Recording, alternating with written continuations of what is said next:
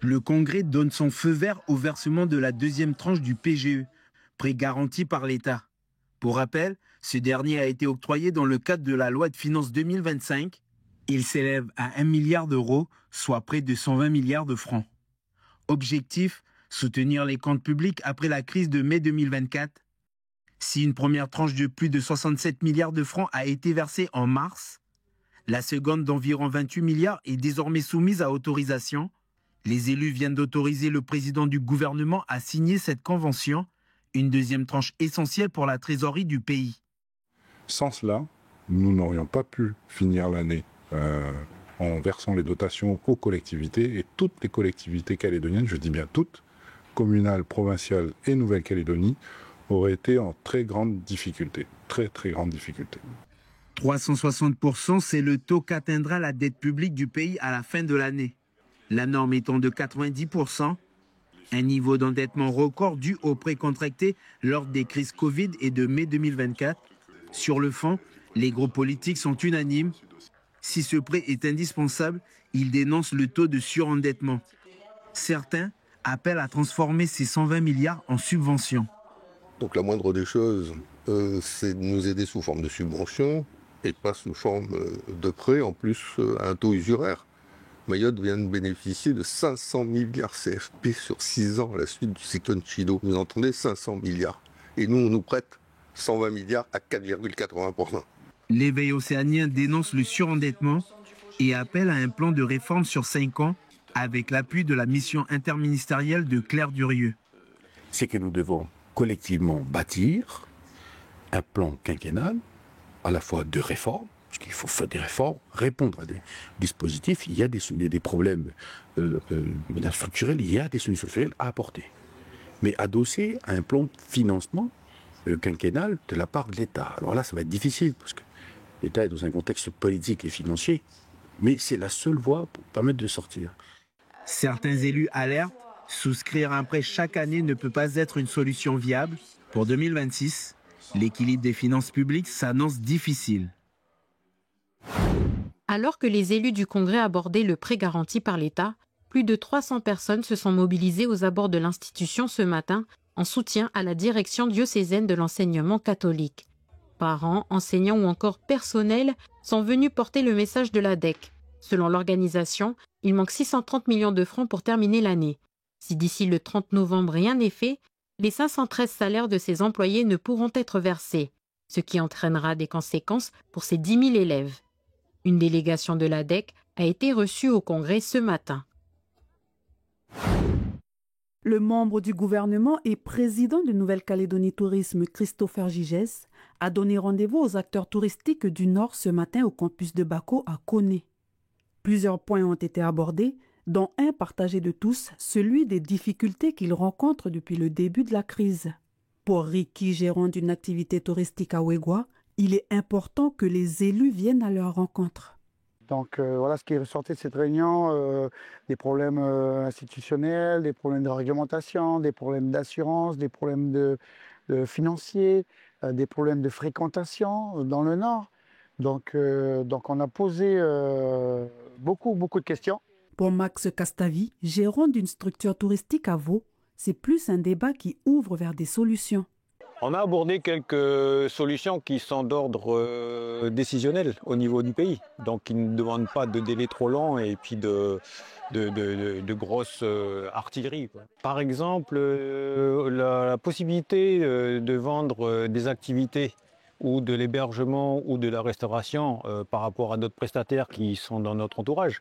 Donc ça, c'est par exemple un texte aujourd'hui qui nous l'interdit de faire.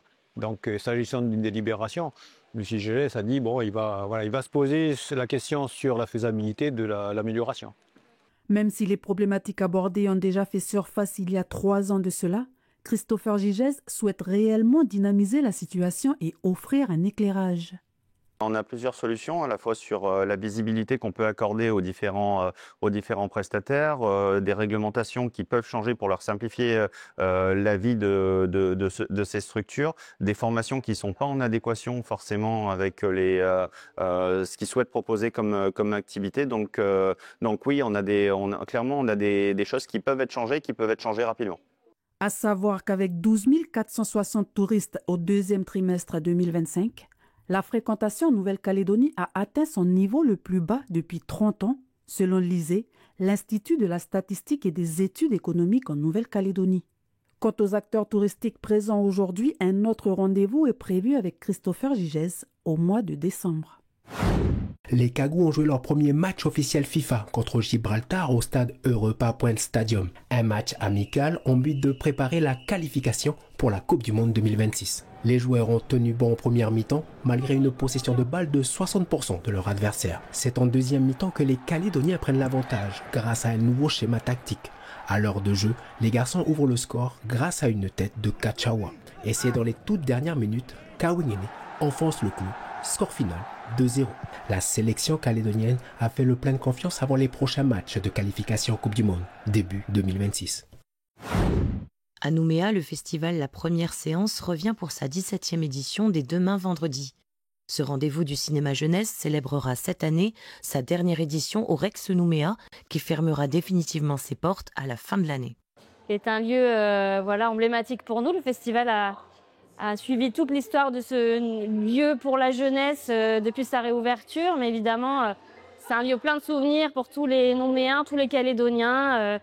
À l'époque où c'était un cinéma, à l'époque où c'était une salle de spectacle. Donc ça, c'est vraiment quelque chose qui va être très particulier cette année. Une page se tourne donc pour le festival, né au Rex il y a 17 ans, mais l'esprit reste le même, rassembler les enfants et les familles autour du grand écran et autour des enfants. Nouveauté cette année, l'association Jeunes Étoiles avait à cœur d'organiser des actions d'inclusion pour les publics en situation de handicap. Donc on va avoir 2 projections, une en audio-description pour les malvoyants, en partenariat avec l'association Valentin à perte de vue, c'est un documentaire, et une projection dédiée aux fauteuils roulants. Donc pour une fois, plusieurs personnes, une vingtaine de personnes en fauteuil pourront profiter d'une séance ensemble. Au sein du Rex Nouméa, c'est quelque chose qui est assez rare à proposer, donc on est content de pouvoir le faire. Et enfin, un jury inclusif aussi avec Handy Job. Donc là, ce sera des bénéficiaires d'Handy Job qui vont voir une sélection des films et décerner leur prix leur court-métrage et long-métrage préférés. Et puis en termes de programmation, les nouveautés, ce sont toujours des nouvelles thématiques cette année. On va toucher cette fois à l'obésité, par exemple. Du coup, ça nous permettra de discuter de bien manger, de sport, santé, bien-être, de qu'est-ce qu'on fait pour se sentir mieux dans son corps et le regard sur soi aussi et sur l'autre qui sont importants. Le festival s'ouvrira à Nouméa avec une projection en plein air gratuite à 18h30 au parc de loisirs de Lansvata. Puis l'événement décentralisera sa programmation dans le nord du pays et le Grand Nouméa dès le 21 octobre. Cette 17e édition marquera donc la fin d'une belle histoire au Rex Nouméa, lieu patrimonial du festival depuis ses débuts, avant que l'aventure ne se poursuive ailleurs dès l'an prochain. Le site Chello à Poum est en pleine préparation. Dès demain, il accueille le festival Charabigne pour sa 18e édition. Présent dans la région du Grand Nord depuis bientôt 20 ans, ce festival culturel est devenu un rendez-vous incontournable. Cette année, on essaie de relancer un peu la dynamique, puisque par rapport à l'année dernière, ça s'est arrêté, on n'a pas pu se faire. Et du coup, on a pu se mettre en contact avec un artiste bien connu du Pacifique, Anslom, qui va venir nous mettre le feu sur le site Chello samedi soir. Donc on commencera à partir de vendredi 14h avec la cérémonie d'ouverture, puis on enchaînera avec des danses traditionnelles et contemporaines. Sur la partie musicale, on a pas mal de groupes du pays. Donc pour citer les plus connus, il y a Ogo, Machechelo, et sinon VSKP de la zone VKP. Et un groupe de Nouméa qui vient de Nouméa, c'est Faboys. Ils étaient là, ils étaient là.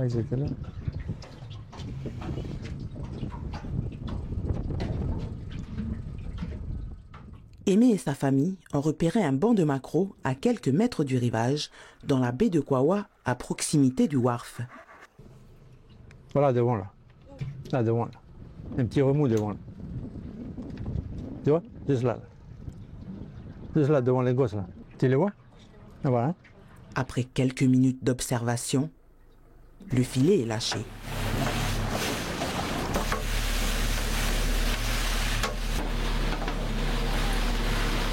Après, on va rentrer dedans, on va faire un coup du bruit parce que comme le filet, ouais, le filet il est assez vieux, il est troué, juste pour les effrayer.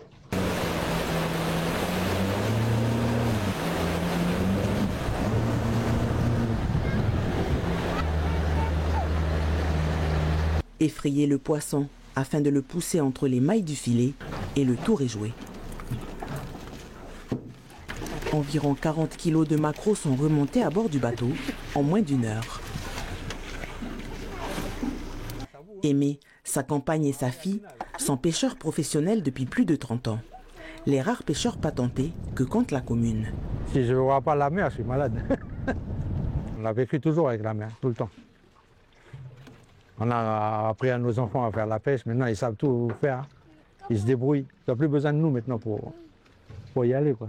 La pêche de ce jour est destinée à alimenter le stand que la famille tiendra ce week-end à la fête communale de Kwawa. On va faire une restauration fruits de mer. Avec sur la mer, on va nous donner poissons, crabes. On va essayer de faire le maximum pour qu'ils soient contenter tous les gens qui viendront manger dans nos stands, quoi. Une 60aine d'exposants seront présents pour l'événement qui débutera demain, ici au niveau du terrain de football du village. Cette année, c'est la 8e édition de la fête communale, l'occasion également de fêter les 30 ans de la commune. Ce qu'on voulait marquer, c'est le détachement de Kwawa, de la commune de Kwawa de Kangala. Voilà. Et vous voulez mettre à l'honneur et aussi surtout les anciens conseillers qui étaient là. On espère avoir 500 personnes et c'est surtout aussi pour dire que après les émeutes, voilà, on a eu des hauts et des bas. Et pour moi, personnellement, les émeutes, c'est un mal pour un bien. Parce qu'on dit toujours qu'il n'y a pas que la mine. Kwawa, c'est la mine. Et là, ce que moi, je remarque, depuis les émeutes, là, on vit autrement. Voilà. Et c'est surtout le besoin de vivre ensemble. C'est ça, le vivre ensemble. La population de Kawipa vous attend pour 2 jours de festivités, demain et samedi, avec de l'artisanat, de l'animation musicale, des jeux équestres et de la restauration. Vous pourrez déguster les plats de la mer concoctés par Aimé et sa famille.